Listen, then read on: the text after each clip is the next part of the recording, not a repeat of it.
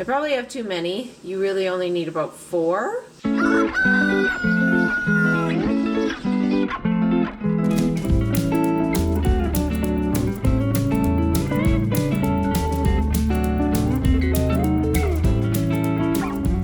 Potatoes for potato buns, and one of them is outrageously large. So this is as much as I've peeled them. I did leave some skin on. I don't know if that's kosher or not. And I'm just going to cut them just so they cook a little bit faster in the oven. They said not to put anything on them, no seasoning, no nothing. And to bake them is better for potato buns rather than to boil them. I'm mostly cutting them to get rid of any other spots that are really gross on them. So we're gonna bake these until they're tender. And then we're going to, well, kind of rice them.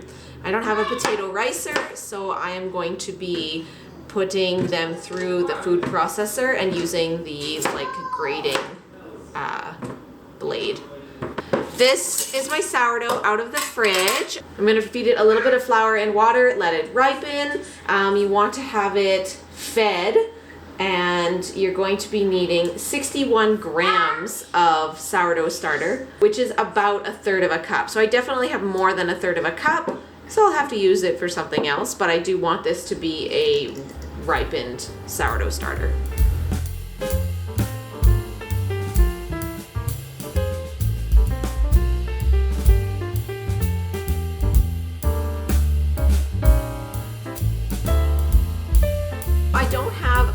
Ricer or a thing to rice the potatoes. Instead, what I'm going to use is my food processor, and I'm going to just basically grate it. Yeah, with this, because it's much more efficient to grate it than with the food processor than it is to hand grate them. So we'll get that going with this. I don't know how else you would do this with I'd have to buy a real potato ricer, but I don't know. I'm not making this recipe often enough to like justify it, and I have a food processor, so I will show you how I do it with this. And I've just let the potatoes cool a little bit. As you can see, I can touch them and grab them very easily.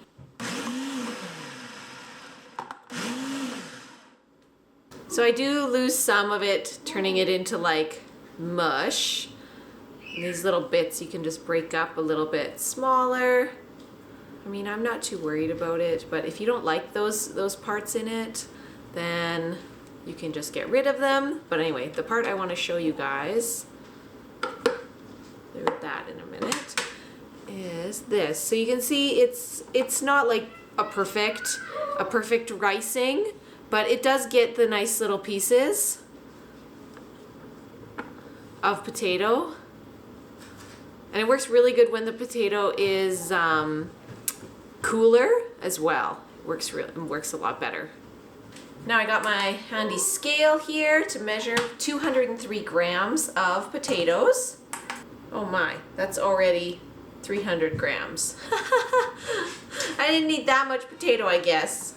As you can see, I have riced or mushified way too much potato. So, I mean, you can make all kinds of things from this. Maybe we'll make some like hash brown patties or something, because I got way too much now. I'm just gonna spread the potato out on a tray and let it totally cool off here. Just get rid of any large chunks. Classic. Or you could, I guess I could have doubled the recipe. Maybe I should double it today. Could be fun to have more potato buns. Let's double it, why not? 200, perfect. Just add this to the tray. Okay, we're gonna double this recipe because I think it only makes 6 buns for one recipe. Okay, now we're going to do the levain, which I have a cup here to measure. So we want 61 grams of starter, 61 grams of water, and 61 grams of flour. So we're just gonna mix it all in here, and then it's gonna sit for 3 hours. So we'll start with the sourdough, which is so nice and bubbly. So I fed this sourdough starter this morning, but then we are also doubling the recipe today. Okay, 122 grams of starter. Then we need 122 grams of flour. Oh, it's gonna be really full. I think I might have to pick a larger mixing container.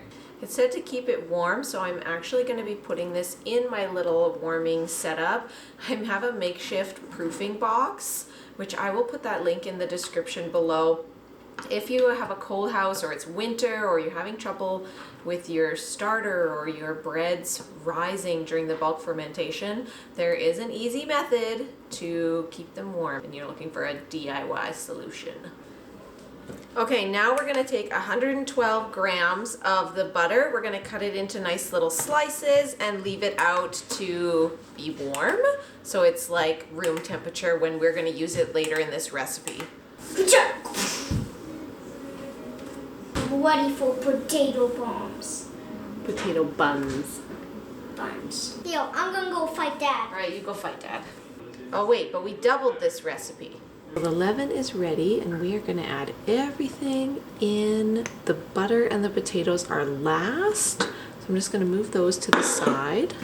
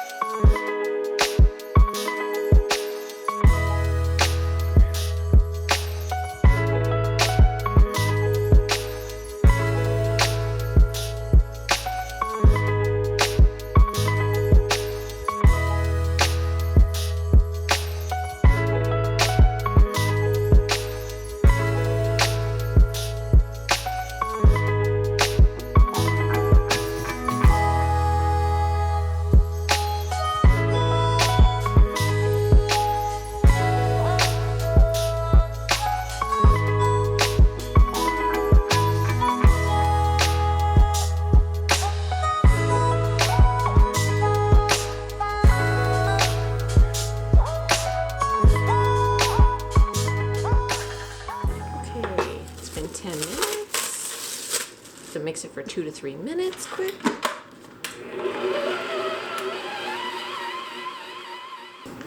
Just wants to climb on up, don't you?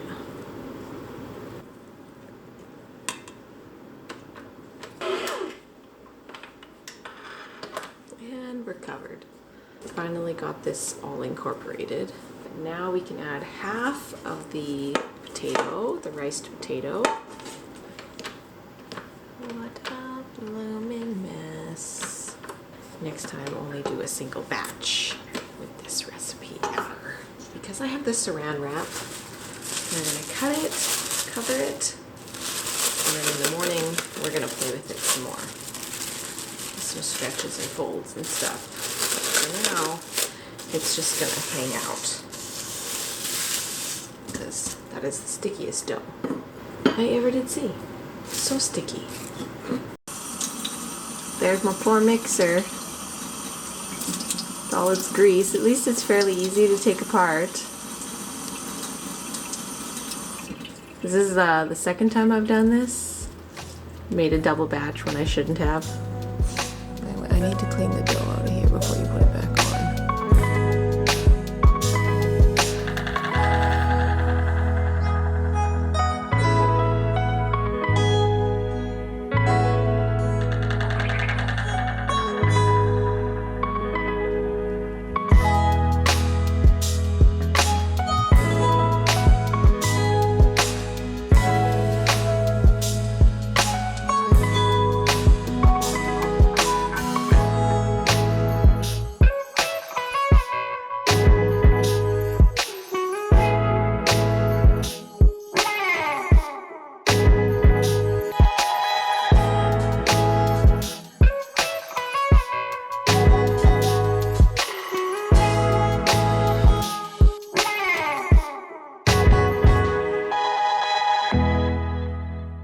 So I made some cute little small ones, and then I made some super giant ones. So we'll see which ones turn out better.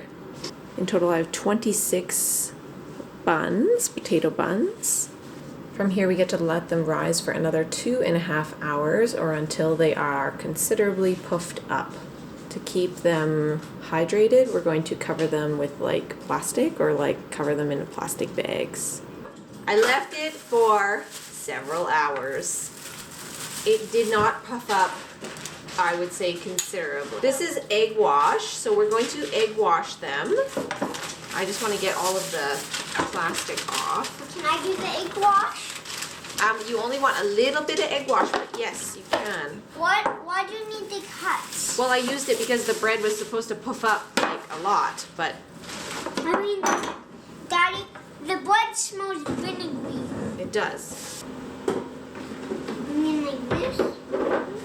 That's good. Next one. It's already dripping. Oh my goodness. I know, right? I hope they will be good. Yeah, me too. I hope they will be good. I hope these will be good. Oh, these will be good. Mom, why are they so gooey? They're so gooey. You can do a finger touch? Oh, yeah. They're still gooey. Now, that's enough poking. Okay, that's Mommy. enough.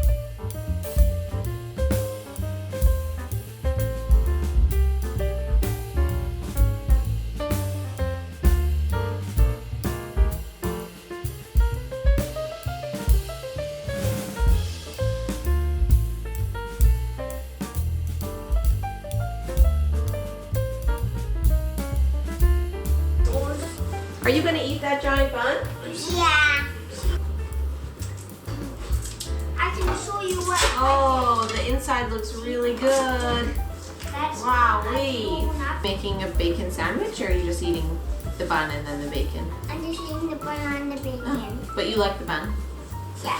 Okay. And the bacon. And the bacon, of course. So we made these buns, these potato buns, in anticipation of having burgers, but the recipe took me so much longer than expected, so we ended up switching. We're having bacon tonight, and I've made so many buns that we are gonna have burgers eventually, and I'm so happy that they turned out, like, they actually look really good. The big ones that I shaped turned out absolutely fantastic. Like, I'm so happy. I was really worried because when I picked them up, they feel squishy to the touch, but then I cut Lincoln's open and it was super good and it tasted fantastic.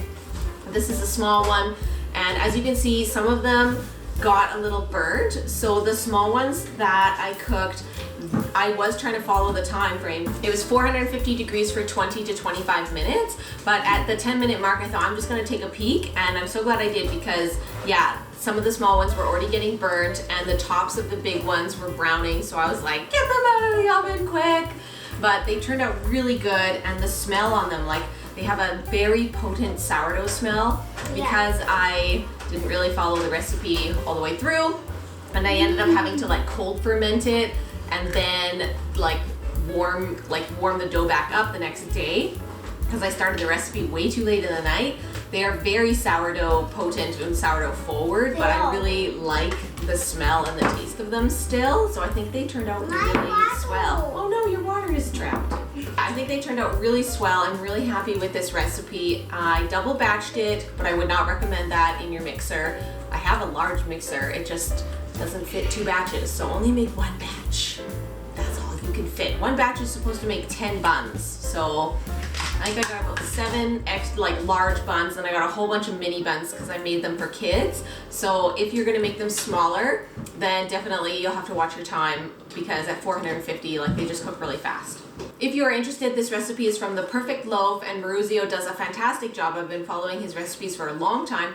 They are very in-depth, they are based by weight, and he has so much information and tips, and his recipes are fantastic. They're just very in-depth for me, so I don't follow a lot of them, but this one I've followed and I've done it before, and this is the first time I've done it this year, so I really felt like having burger buns, and these potato buns are a really awesome way to not only use a few potatoes but have burgers as well. So if you're interested, check that recipe out and give it a try. Let me know in the comments below if you have done a perfect loaf recipe before, if this is one of the ones you've ever tried, any other tips and tricks you have. Just let me know, because I think the sourdough experience and trial and error is so particular to each person's situation and home and what they have for a starter, that there's just so many little nuances that you can get with making sourdough stuff. So happy sourdough baking to you all.